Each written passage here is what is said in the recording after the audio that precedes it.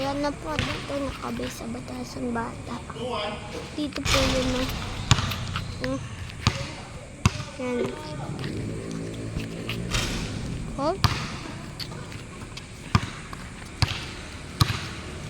Wait lang guys, magsasali na po ako.